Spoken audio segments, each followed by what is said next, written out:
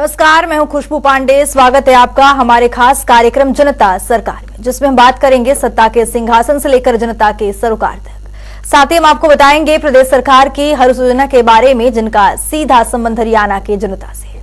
जो योजनाएं प्रदेश के विकास को नई गति प्रदान करेंगी और हरियाणा की जनता का चौमुखी विकास भी करेंगी, ताकि प्रदेश की जनता तरक्की की राह पर आगे बढ़े और हरियाणा प्रदेश निरंतर उन्नति की नई ऊंचाइयों को छूता हुआ प्रगतिशील रहे। तो अगले 30 मिनट तक बने रहिए हमारे साथ और देखते रहिए जनता सरकार।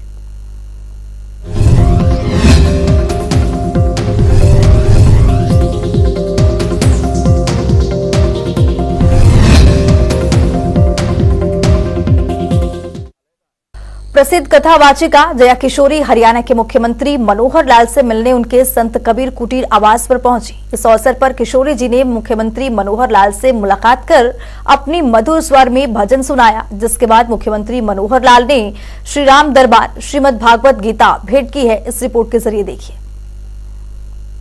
झोपड़ी के भागा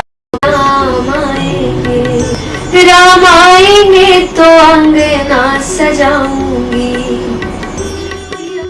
हरियाणा के मुख्यमंत्री मनोहर लाल के संत कबीर कुटीर आवास पर प्रसिद्ध कथावाचिका जया किशोरी मुख्यमंत्री मनोहर लाल से मुलाकात करने पहुंची। इस दौरान उन्होंने अपने मधुर स्वर में भजन सुनाकर सबका मन भक्ति भाव से विभोर कर दिया। मेरी झोपड़ी के भागा खुल जाएंगे, राम आएंगे, राम आएंगे, आएंगे राम आएंगे। मेरी झोपड़ी के भागा खुल जाएंगे, राम आएंगे, राम आएंगे तो अंगना सजाऊंगी। दीप जला के दिवाली मैं मनाऊंगी। मेरे जन्मों के सारे पाप मिट जाएंगे, राम आएंगे। मुख्यमंत्री मनोहर लाल ने प्रसिद्ध कथावाचिका जया किशोरी जी को सम्मान स्वरूप श्री राम दरबार की एक खूबसूरत प्रतिमा के साथ साथ श्रीमद् भागवत गीता को आशीर्वाद के तौर पर दी। मुख्यमंत्री ने बताया कि प्रभु श्री राम जी की प्राण प्रतिष्ठा के साथ साथ पूरे देश का आध्यात्मिक एवं राममय वातावरण ऐतिहासिक है। जनता टीवी के लिए चंडीगढ़ से पवन सिवर की रिपोर्ट।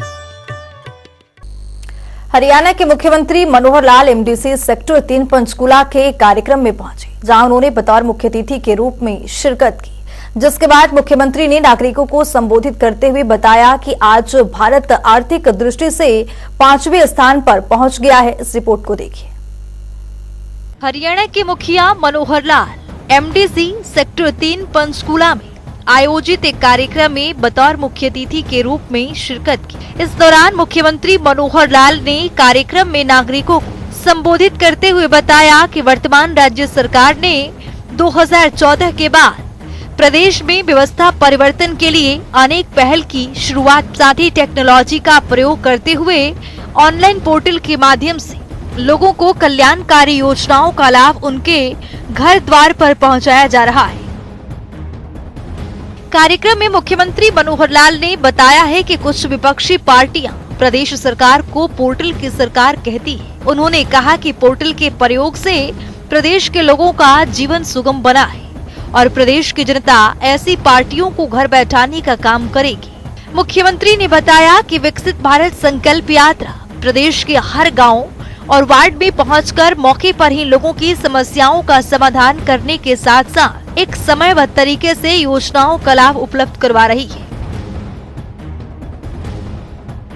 इसी दौरान मुख्यमंत्री ने बताया कि बीजेपी एक विचारधारा है जो व्यक्तिगत स्वार्थ से ऊपर उठकर समाज और देश हित के लिए कार्य कर रही है और साल 2014 में देश की बागडोर संभालने के बाद प्रधानमंत्री नरेंद्र मोदी ने पूर्व प्रधानमंत्री अटल बिहारी वाजपेयी जी की ओर से की गई व्यवस्था परिवर्तन की शुरुआत को आगे बढ़ाते हुए देश में अनेक क्रांतिकारी बदलाव भी किए। उन्होंने कहा कि नरेंद्र मोदी ने इंडिया फर्स्ट की भावना से कार्य करते हुए देश की तस्वीर बदल दी है। एक समय था जब भारत का नाम विश्व सूची में अंतिम देशों में गिना जाता था, लेकिन आज भारत आर्थिक दृष्टि से 5वें स्थान पर पहुंच गया है।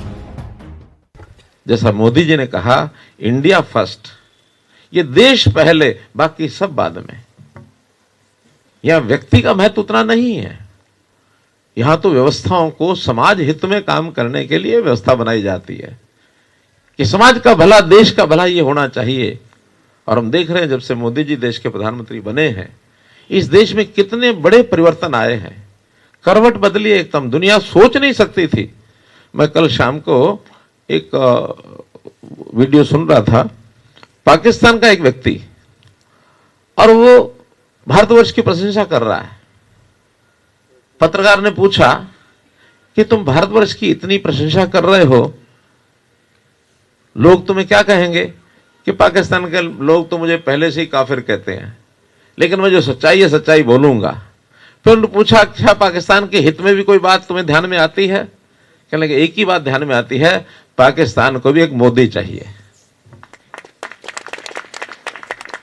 इन्हें किस प्रकार के देश में परिवर्तन किए हैं, चाहे वो इंफ्रास्ट्रक्चर है, चाहे लोगों की दिशा बदलना है, चाहे दुनिया में देश का नाम करना है, चाहे दुनिया के अंदर एक ताकत के रूप में कैसे आगे बढ़ना है।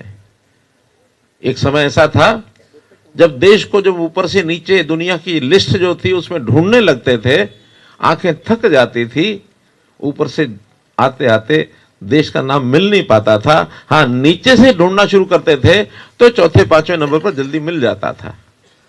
अर्थात भारतवर्ष दुनिया के अंतिम देशों में ही नाम गिना जाता था। और आज हम सबको सुनकर के प्रसन्नता होती है कि भारतवर्ष का नाम आर्थिक दृष्टि से अगर विकसित देशों के अंदर कहें तो दुनिया के ऊपर के 5 देशों में ये भारतवर्ष का नाम आ गया है। इसके साथ ही कार्यक्रम में मुख्यमंत्री मनोहर लाल ने बताया कि प्रधानमंत्री नरेंद्र मोदी दुनिया के सर्वश्रेष्ठ नेता हैं और आज पूरा विश्व भारत का लोहा मान रहा है। उन्होंने कहा कि गरीब लोगों की चिंता करते हुए अनेक कल्याणकारी योजनाएं लागू की है। साथ ही सालाना 5 लाख रुपए की निःशुल्क चिकित्सा सुविधा वाली आयुष्मान भारत योजना और चूल्हे प्रदान करने के लिए लागू की गई प्रधानमंत्री उज्ज्वला योजना जैसी अनेकों योजनाओं से गरीब लोगों का जीवन बदल गया है। इस अवसर पर हरियाणा विधानसभा अध्यक्ष ज्ञानचंद गुप्ता, सांसद और बीजेपी के प्रदेश अध्यक्ष नायब सैनी, विधायक और प्रदेश महामंत्री मोहन लाल बड़ौली सहित कई बड़ी संख्या में गणमान्य उपस्थित रहे। ब्यूरो रिपोर्ट, जनता टीवी। तो आइए अब ग्राफिक्स पर नजर डालते हैं कि हरियाणा सरकार के मंत्री और सांसद गणतंत्र दिवस के मौके पर कहां-कहां पर झंडा रोहण करेंगे। तो गणतंत्र दिवस के मौके पर राज्यपाल बंडारू दत्तात्रेय पानीपत में फहराएंगे तिरंगा। आपको बता दें कि गणतंत्र दिवस के मौके पर मुख्यमंत्री मनोहर लाल करनाल में ध्वजारोहण करेंगे। तो वहीं शिक्षा मंत्री कंवरपाल गुर्जर अंबाला शहर में तिरंगा फहराएंगे। बिजली मंत्री रंजीत सिंह चौटाला जिंद में ध्वजारोहण करते नजर आएंगे। अगर बात करें परिवहन मंत्री मूलचंद शर्मा की, तो परिवहन मंत्री मूलचंद शर्मा फरीदाबाद में ध्वजारोहण करेंगे। सहकारिता मंत्री डॉक्टर बनवारी लाल हिसार में ध्वजारोहण करेंगे। स्थानीय निकाय मंत्री डॉक्टर कमल गुप्ता गुरुग्राम में ध्वजारोहण करेंगे। तो गणतंत्र दिवस के मौके पर पंचायत मंत्री देवेंद्र सिंह बबली फतेहाबाद में ध्वजारोहण करेंगे।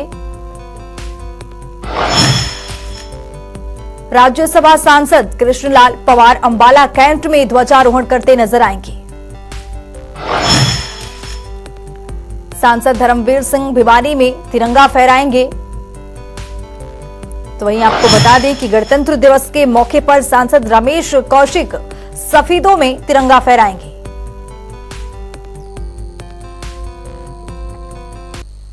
पारदर्शिता के साथ काम कर रहे हरियाणा के मुखिया मनोहर लाल ने करीब 9 सालों में हरियाणा की तकदीर और तस्वीर को बदलने का काम किया है। आज हरियाणा की ये छवि देश के अग्रणी राज्यों में शुमार होता जा रहा है, क्योंकि यहाँ के मुख्यमंत्री मनोहर लाल ने ये साबित कर दिया है कि राजनीति में रहते हुए समाज की भलाई के लिए व्यापक तरीके से कार्य किया जा सकता है, जिससे आम जनमानस तक लाभ पहुंच सके। देखिए मुख्यमंत्री मनोहर लाल के करीब 9 साल के विकास कार्यों से जुड़ी ये खास रिपोर्ट। किसी भी प्रदेश और देश के लिए उन्नति का मतलब केवल विकास कार्यों या भौतिक विकास तक सीमित नहीं होता, बल्कि समाज हित और एक सभ्य समाज के निर्माण के लिए काम करना भी सरकार की जिम्मेवारी होती है। इस जिम्मेवारी की पूरी तरह से सही मायनों में चरितार्थ करके मुख्यमंत्री मनोहर लाल ने दिखाया है कि राजनीति में रहते हुए समाज की भलाई के लिए व्यापक तरीके से कार्य किया जा सकता है। मनोहर सरकार ने पिछले करीब 9 सालों में हरियाणा की तस्वीर और तकदीर बदलने का काम किया है। सत्ता संभालते ही मुख्यमंत्री ने आम जन के जीवन को सुगम बनाने की जो पहल की थी, उसे आज आम जनमानस तक घर बैठे सभी सरकारी योजनाओं और सुविधाओं का लाभ मिल रहा है। मुख्यमंत्री मनोहर लाल ने आईटी का प्रयोग करते हुए बड़ा व्यवस्था परिवर्तन कर राजकाज की व्यवस्था को ऑनलाइन किया। सरकार ने ग्राम स्तर तक अंत्योदय सरल केंद्र, अटल सेवा केंद्र खोले, जिससे नागरिकों को सरकार की योजनाओं और सेवाओं का लाभ प्राप्त करने के लिए दफ्तरों के चक्कर लगाने से मुक्ति मिली। आज इन केंद्रों के माध्यम से प्रदेशवासियों को 50 से अधिक विभागों की 680 से अधिक योजनाएं और सेवाएं मुहैया करवाई जा रही है। इतना ही नहीं, सामाजिक परिवेश में परिवार एक इकाई होता है, इसीलिए परिवार की पहचान के लिए मुख्यमंत्री ने परिवार पहचान पत्र एक महत्वाकांक्षी योजना शुरू की है। इसके तहत प्रदेश के सभी परिवारों का डाटा एकत्रित किया गया और हर एक सदस्य की आय, रोजगार, सभी जानकारियां एक प्लेटफॉर्म पर दर्ज है, जिसके आधार पर सरकार ने आय सीमा के अनुसार प्रदेश के अति गरीब परिवारों को सदस्य के अनुसार शिक्षा, स्वास्थ्य और रोजगार की सुविधाएं मुहैया करवा रही है। हरियाणा एक, हरियाणवी एक को आधार मानते हुए मुख्यमंत्री ने 5S यानी शिक्षा, स्वास्थ्य, सुरक्षा, स्वावलंबन और स्वाभिमान को जो नारा दिया है, उसे सही मायनों में पूरा करके भी दिखाया। हमने जो बहुत उपलब्धियां की हैं, कुछ जो चीजें ऐसी हैं जो जनता में बुराई के नाते देखी जाती हैं, उनको प्रहार किया और जनहित में जो अच्छी बातें करनी है, उसको हमने आगे भी बढ़ाया। अगर मैं ये कहूं कि हमने प्रहार किया, 3C पर प्रहार किया, करप्शन, कास्ट और क्राइम, 3 चीजों पर हमने प्रहार किया है और लगातार चल रहा है, क्योंकि विषय ऐसे हैं कि जो एक दिन में समाप्त नहीं हो सकते, चाहे वो क्राइम हो, चाहे वो करप्शन हो, चाहे वो कास्ट ओरिएंटेड सारा जो सिस्टम बना होता है वो हो। और इसी प्रकार से हमने 5S को प्रमोट किया हमेशा, शिक्षा, स्वास्थ्य, सुरक्षा, स्वावलंबन और स्वाभिमान, इन 5 चीजों को हमने लगातार प्रमोट किया है। बाकी तो इनके नीचे आने वाले अनन्य कार्यक्रम, अनन्य विभाग, उनकी अपनी योजनाएं, वो सब चलते हैं, लेकिन मोटे रूप से हमने लगातार अपनी इस विचारधारा के आधार पर अपनी सारी रणनीति बनाई है। प्रदेश में शिक्षा के स्तर को ऊंचा उठाने के लिए राज्य सरकार ने आमूलचूल परिवर्तन किए। साल 2014 के बाद से लगातार शिक्षा क्षेत्र के लिए बजट में वृद्धि की और स्कूलों में अच्छा स्टाफ और अन्य सुविधाएं उपलब्ध करवाने पर बल दिया, ताकि बच्चों को बेहतर शिक्षा मिल सके। कोविड-19 के दौरान बच्चों की शिक्षा प्रभावित न हो, इसके लिए सरकार ने डिजिटल माध्यम से कक्षाएं लगाई, साथ ही स्कूलों में मजबूत इंफ्रास्ट्रक्चर विकसित किया और निजी स्कूलों की भांति सरकारी क्षेत्र में भी अच्छी शिक्षा मिली। इसके लिए संस्कृति मॉडल स्कूल स्थापित किए गए। हरियाणा पहला ऐसा राज्य बना है जिसने आईटी के युग में 10वीं से 12वीं कक्षा के विद्यार्थियों को लगभग 5 लाख मुफ्त टैबलेट प्रदान किए हैं, ताकि बच्चे आज के युग के साथ आगे बढ़ सके। राष्ट्रीय शिक्षा नीति 2020 को राष्ट्रीय लक्ष्य यानी वर्ष 2030 से पहले वर्ष 2025 में हरियाणा में पूर्ण रूप से लागू करने का निर्णय राज्य सरकार ने लिया है और 2025 तक ऐसा करने वाला हरियाणा देश का पहला राज्य बनेगा। प्रदेश के नागरिकों को बेहतर स्वास्थ्य सुविधाएं मुहैया करवाने के लिए मुख्यमंत्री मनोहर लाल के नेतृत्व में पिछले लगभग 9 सालों में सरकार ने स्वास्थ्य के आधारभूत ढांचे को सुदृढ़ किया, गांव स्तर तक हेल्थ सेंटर स्थापित किए, ताकि हर नागरिक को इलाज की सुविधा सुगमता से मिल सके। चिकित्सकों की संख्या बढ़ाने के लिए भी सरकार ने कई कदम उठाए। साल 2014 में जहां प्रदेश में केवल 700 MBBS की सीटें थी, राज्य सरकार ने पिछले 9 सालों के दौरान नए मेडिकल कॉलेज खोलकर MBBS की सीटें को 1835 तक लाने का काम किया है। इतना ही नहीं, मुख्यमंत्री के विजन के अनुरूप हर जिले में एक मेडिकल कॉलेज स्थापित होने से MBBS की सीटों की संख्या 3000 तक पहुंच जाएगी। इतना ही नहीं, प्रदेश में नए नर्सिंग कॉलेज भी स्थापित किए जा रहे हैं। मुख्यमंत्री मनोहर लाल कहते हैं कि एक बेटी के पढ़ने से उनके परिवार की कई पीढ़ियां शिक्षित हो जाती है। इसी वाक्य को धरातल पर उतारते हुए प्रधानमंत्री नरेंद्र मोदी की ओर से शुरू किए गए बेटी बचाओ बेटी पढ़ाओ अभियान को सामाजिक संस्थाओं के सहयोग से वर्तमान राज्य सरकार ने भ्रूण हत्या पर अंकुश लगाया, जिसका नतीजा ये हुआ कि प्रदेश में लगातार लिंगानुपात में बेहतर सुधार हुआ। इसी दिशा में आगे बढ़ते हुए मुख्यमंत्री मनोहर लाल ने महिलाओं को स्थानीय सरकारों में और अधिक अधिकार देने के लिए पंचायती राज संस्थाओं में महिलाओं को 50% आरक्षण दिया। इतना ही नहीं, पुलिस में भी महिलाओं की संख्या को 15% तक ले जाने का सरकार का लक्ष्य है। प्रदेश में महिलाओं की सुरक्षा की ओर विशेष ध्यान देते हुए उनके खिलाफ अपराधों से निपटने के लिए सरकार ने राज्य में 33 नए महिला थाने और 239 महिला हेल्प डेस्क स्थापित किए गए हैं। मुख्यमंत्री ने सत्ता संभालते ही प्रदेश के अति गरीब परिवारों और नागरिकों के उत्थान का जो संकल्प लिया था, उसे पूरा भी किया। किसी भी व्यक्ति को मुफ्त में कुछ देने की प्रथा के विरुद्ध उन्हें स्वावलंबी बनाने के विजन के अनुरूप मुख्यमंत्री के मार्गदर्शन में सरकार ने मुख्यमंत्री अंत्योदय परिवार उत्थान योजना को लागू किया, जिसके तहत प्रदेश के ऐसे अति गरीब परिवार जिनकी पारिवारिक आय 1 लाख रुपए से भी कम है, उनकी आर्थिक उत्थान का लक्ष्य निर्धारित किया। सरकार के सतत प्रयासों के फलस्वरूप बैंकों के जरिए आज लगभग 50,000 लोगों को ऋण उपलब्ध करवाया गया है, जिससे लोगों ने स्वरोजगार स्थापित किए हैं। ये लोग आज 15,000 रुपए से 20,000 रुपए प्रति माह आय अर्जित कर अपने परिवार को संभाल रहे हैं। इन 9 सालों में मुख्यमंत्री मनोहर लाल के नेतृत्व में राज्य सरकार ने समाज कल्याण और नागरिकों के उत्थान के लिए जितनी भी योजनाएं और कार्यक्रम चलाए हैं, उतनी शायद पहले किसी भी सरकार ने शुरू नहीं की। 2014 के बाद से वर्तमान सरकार के कार्यकाल के दौरान राज्य ने हर क्षेत्र में जितनी तेज गति से प्रगति की है, इस राह में प्रदेशवासी भी एक नए हरियाणा का गवाह बने हैं। आज समाज का हर वर्ग सरकार की कार्यप्रणाली, नीति निर्माण और पात्र नागरिकों को योजनाओं का लाभ सुनिश्चित करने की प्रतिबद्धता से आश्वस्त नजर आता है। स्पेशल डेस्क जनता टीवी। हरियाणा देश में एक विकसित राज्यों के तौर पर उभरकर सामने आ रहा है, जहां हरियाणा की मनोहर सरकार प्रदेश के उत्थान के लिए कई योजनाएं चला रही है, तो वहीं दूसरी ओर समय समय पर मुख्यमंत्री मनोहर लाल पोर्टल के जरिए प्रदेश के विकास को गति देने का काम कर रहे हैं। इतना ही नहीं, मुख्यमंत्री की ओर से लागू की गई परिवार पहचान पत्र योजना आज लोगों के लिए वरदान साबित हो रहा है। परिवार पहचान पत्र के जरिए गरीब जरूरतमंदों की पहचान हो रही है और जरूरतमंद सभी योजनाओं का लाभ भी उठा रहे हैं। इस रिपोर्ट को देखिए।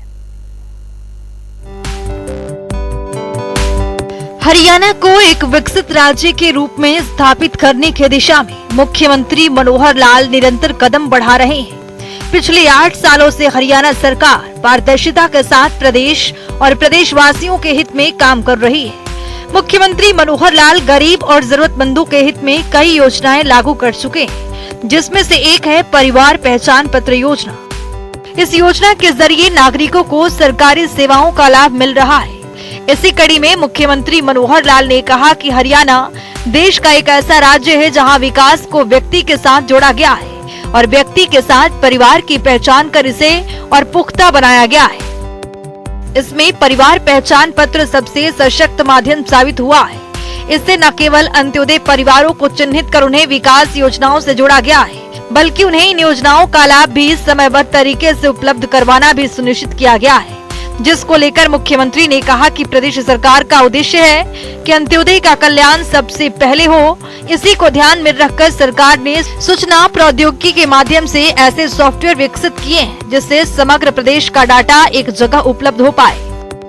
परिवार पहचान पत्र कि पूरे हरियाणा की आबादी का परिवार के हिसाब से उनके हर सदस्य का एक डाटा कैसे हम रख सके, ताकि हर किसी का कल्याण करने के लिए सरकारी योजनाएं बनाई जा सके।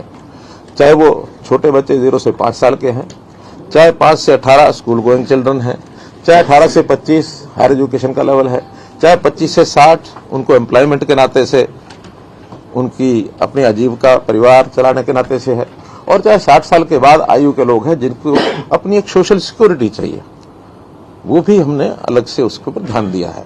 और ये पांचों वर्ग जैसे मैंने बताया आयु के हिसाब से बांट करके हमने अलग अलग विभागों के जिम्मे काम लगा रखे हैं कि भाई आप इस एक आयु वर्ग की पूरी देखरेख करेंगे।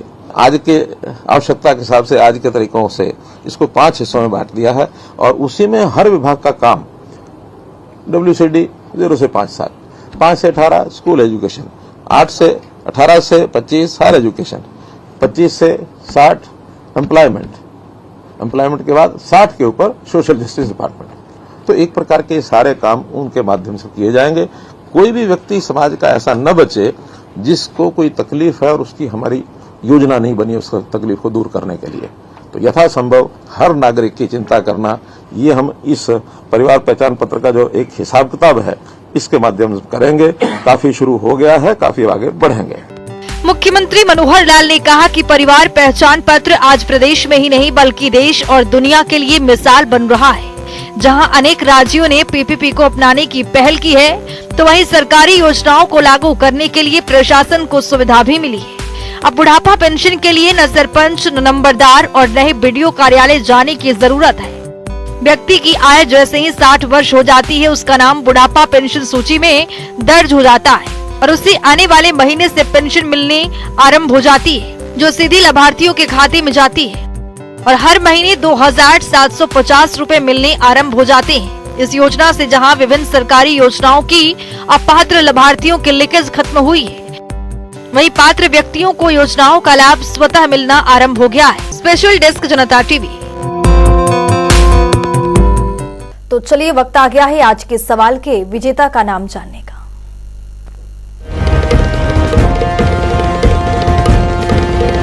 तो बात अब आज के विजेता की। जैसा कि आप जानते हैं, हर रोज एक नया सवाल पूछते हैं, सही जवाब देने वाले के नाम और तस्वीर अपने टेलीविजन स्क्रीन पर दिखाते हैं, साथ ही उसको उपहार भी देते हैं। तो चलिए जान लेते हैं कल का हमारा सवाल क्या था और कौन है इसका विजेता। कल का हमारा सवाल था, हरियाणा में बुनियाद कार्यक्रम का मुख्य उद्देश्य क्या है।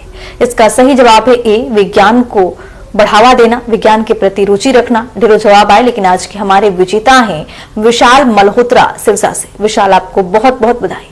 तो फिर पूछेंगे आज का सवाल, देखते रहिए जनता टीवी।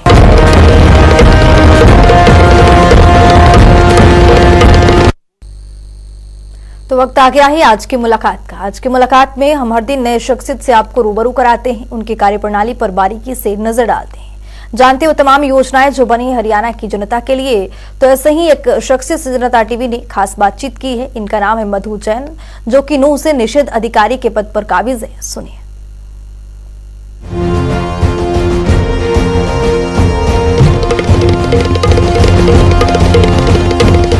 को लेकर हम लोग समय समय पर जागरूकता प्रोग्राम चलाते रहते हैं, कभी रेडियो के माध्यम से, टीवी के माध्यम से, और ग्रासरूट लेवल पर भी हम लोग जाते हैं और लोगों को अवेयर करते हैं।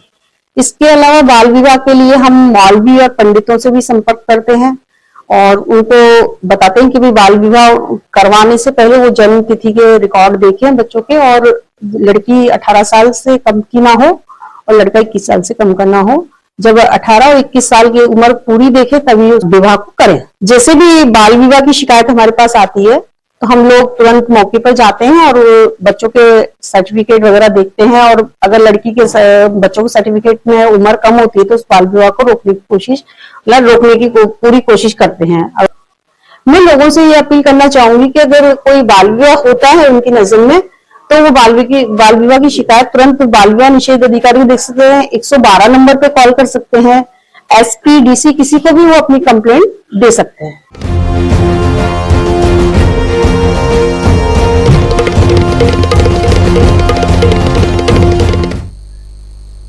तो वक्त हो गया है आज के सवाल का। तो चलिए अब जान लेते हैं आज के सवाल में क्या कुछ है।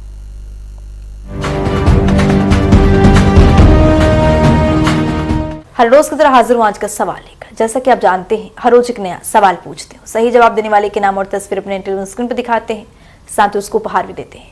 तो चलिए नजर डालते हैं आज के सवाल पर। हरियाणा मातृशक्ति उद्यमिता योजना के अंतर्गत किसको स्वरोजगार के लिए प्रेरित किया जाता है?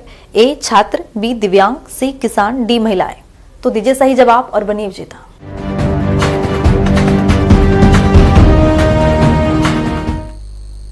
तो हमारे खास कार्यक्रम जनता सरकार में आज के लिए इतना ही। नमस्कार।